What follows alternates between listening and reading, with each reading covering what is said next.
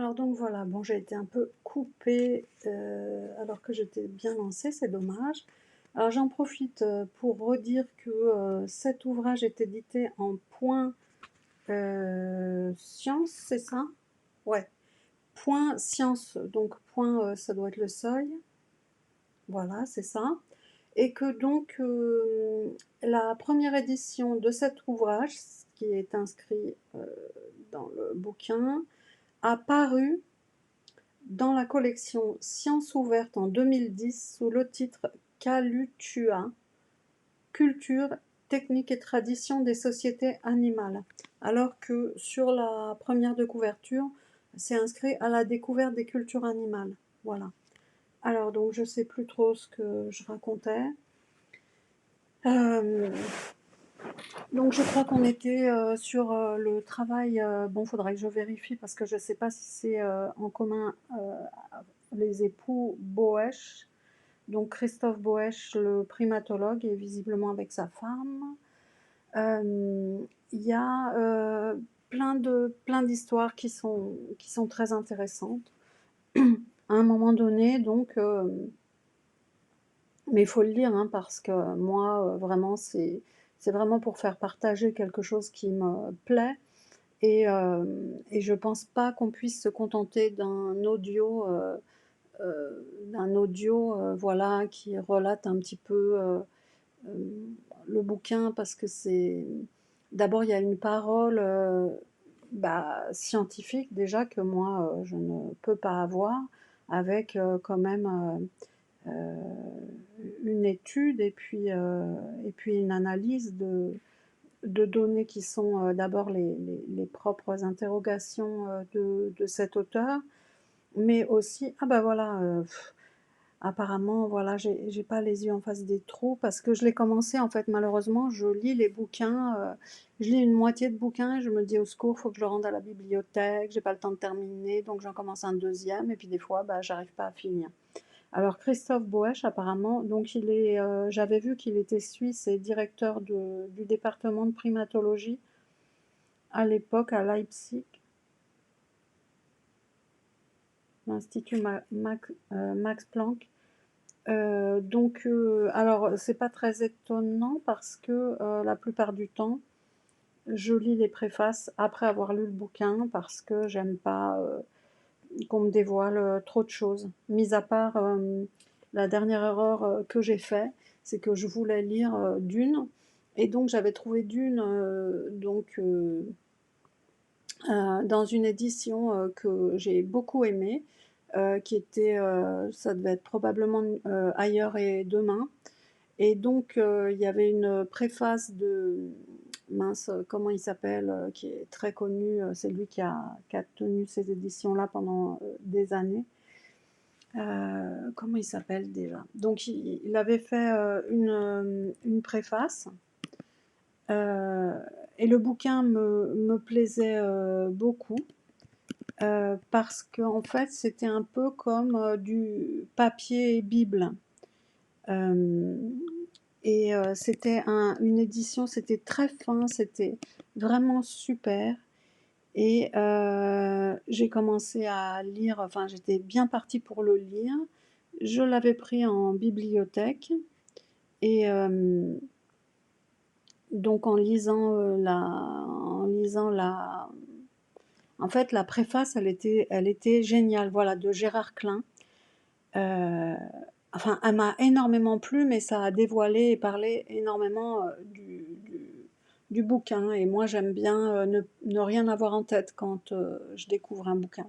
Sinon, je le lis pas, ou alors j'attends d'avoir, de me débrouiller pour plus me souvenir du tout de ce qui a été dit. Et donc, voilà pourquoi je ne lis pas les préfaces. La préface, je l'ai trouvée géniale. Bon, je sais qu'il y a plein d'éditions, il y a sûrement des férus de Dune qui connaissent des éditions différentes, qui peuvent avoir d'autres avantages et intérêts. Mais enfin, bref, bon, voilà pourquoi je ne lis pas la préface. Et la préface, en fin de compte, elle est de ce même primatologue. Alors, l'histoire voilà, que je voulais raconter, qui est donc vraiment à lire, quoi, hein. Je vous invite à lire ce bouquin-là si vous n'avez pas encore compris. Donc il raconte l'agression de Tina, qui est un, un chimpanzé qui a été attaqué et tué par un léopard. Et donc cette Tina-là, elle cherchait à avoir plus de relations avec Brutus, un des mâles dominants, qui apparemment n'en avait pas grand-chose à faire. Et puis, donc en fait, elle a été tuée.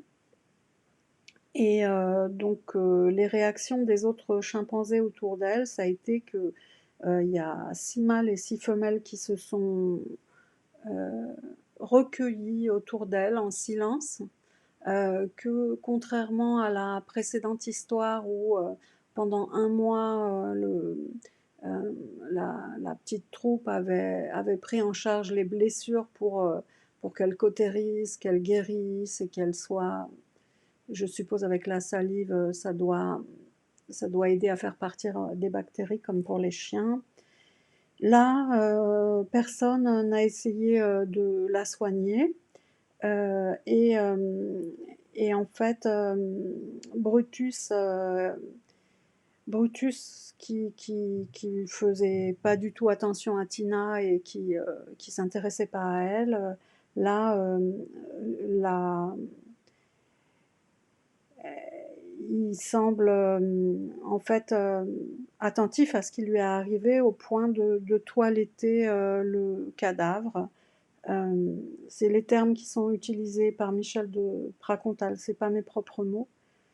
Donc il toilette le cadavre pendant près d'une heure.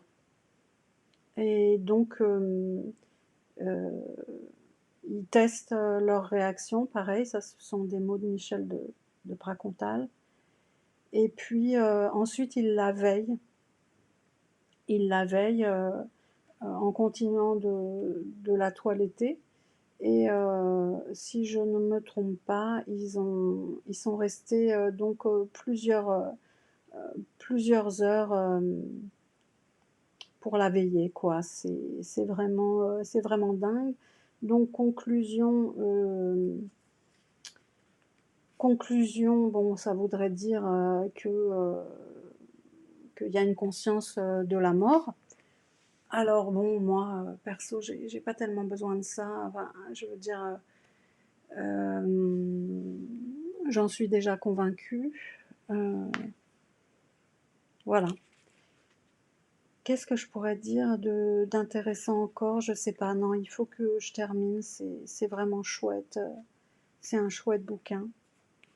Et, euh, et voilà quoi. Je vais donc regarder ce qu'il a écrit d'autre qui pourrait m'intéresser. Michel de Pracontal. Ça me plaît vraiment ce bouquin-là. J'espère qu'il a écrit d'autres trucs sur la recherche scientifique sur les animaux. Bon voilà, je devais faire un tout petit audio et puis maintenant ça a duré hyper longtemps. Je vous souhaite un bon week-end.